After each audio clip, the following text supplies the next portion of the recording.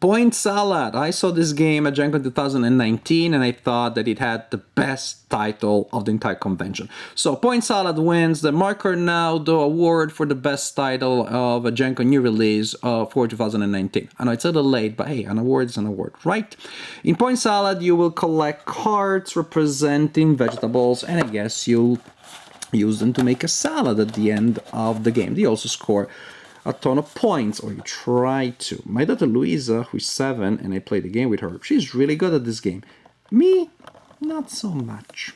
Now, maybe it's because I would do better with the burger, with the cheeseburger expansion. But so far, so good with the veggies. So you have these cards representing different types of vegetables on one side, and on the other side, plot twist, you have scoring tables. So the other side indicates what you can score at the end of the game.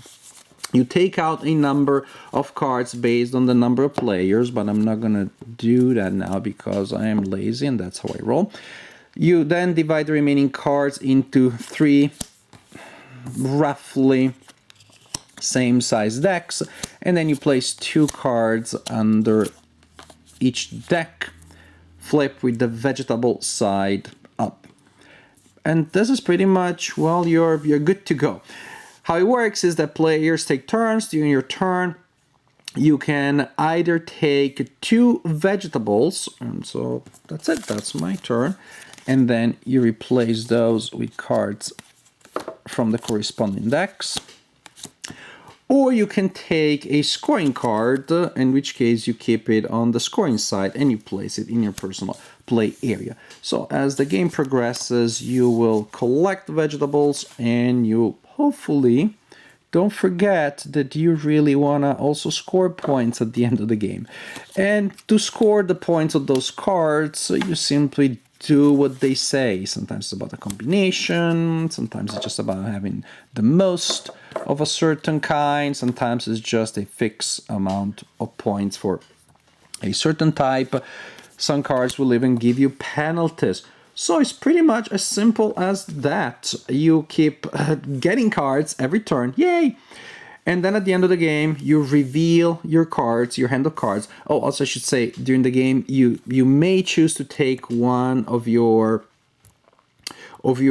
recipes, or your point cards, or cards that are flipped to the point side, and you can turn it for free into its corresponding vegetable. And you also have a reminder here what's the vegetable on the other side. What you cannot do is to turn a vegetable into a scoring card.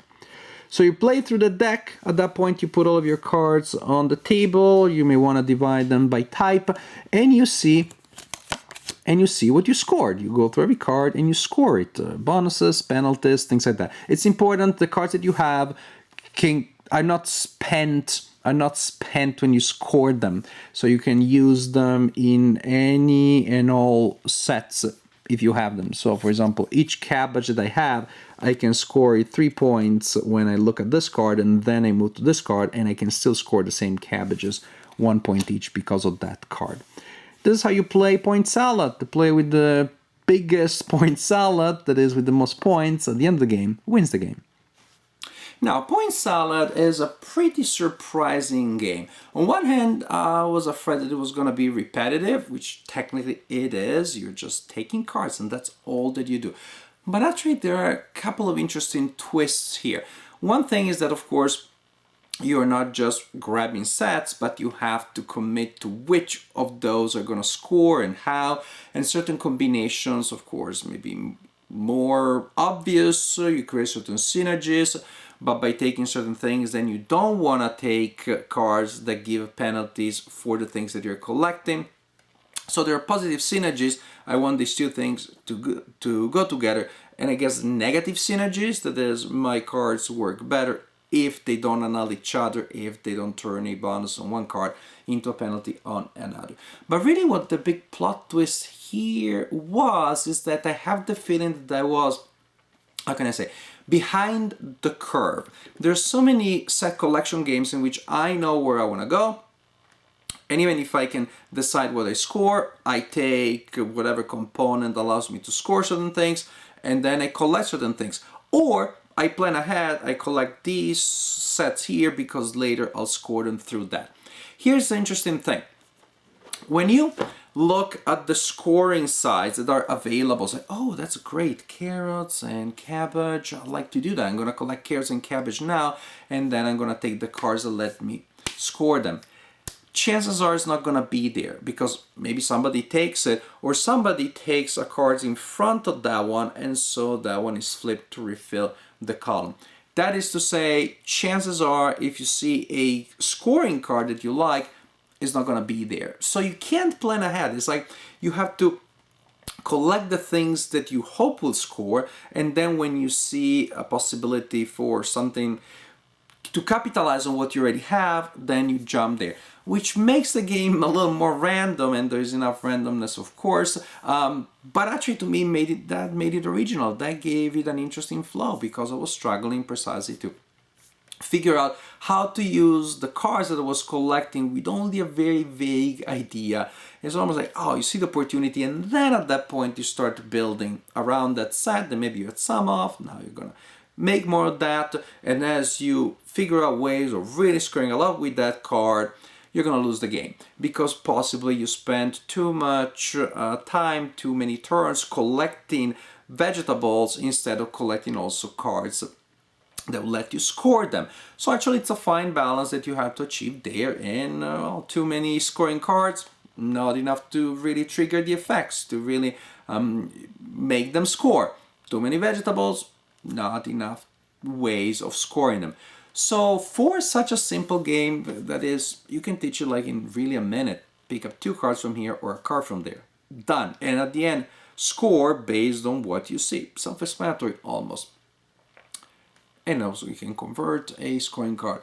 For something this simple, I was actually pretty impressed because I was involved, I was interested, I was engaged. I wanted to see what happened there. I was trying to create this balance between scoring cards and scoreable and things that will let you score them, which was not easy. I lost a game against my 7-year-old daughter because a 7-year-old could play, even a younger person probably. She crushed me. It was like 89 and she was like 136 or something like that. And I wasn't trying to let her win. It is just that she had achieved that balance between scoring cards and vegetables much better than I. So actually it's can be played as a family game, but as a natural family game, meaning that adults and the children will play together, and the adults will not just be sitting there bored, but they can actually play the game, and the children may win. So there is an actual challenge there. In the tradition, say, of King of Tokyo, that to me is the quintessential family game in that sense. Point salad. Some of you may find it too repetitive, maybe too simple, but as a casual filler, I think it's pretty pleasant. Definitely also something pleasant to play with my daughters. I think this may work a game night, again, in a time where we're looking for really something super light, super simple. We're too tired to learn a new game. You can learn this one even if you are too tired to learn a new game because it's so simple. It sets up in like 10 seconds. So definitely there are advantages to have this one in your collection as a filler or game, warm-up game for the end of game night where people need to rest or relax a little bit. They need something easier. Point salad is very simple, but it's also very good.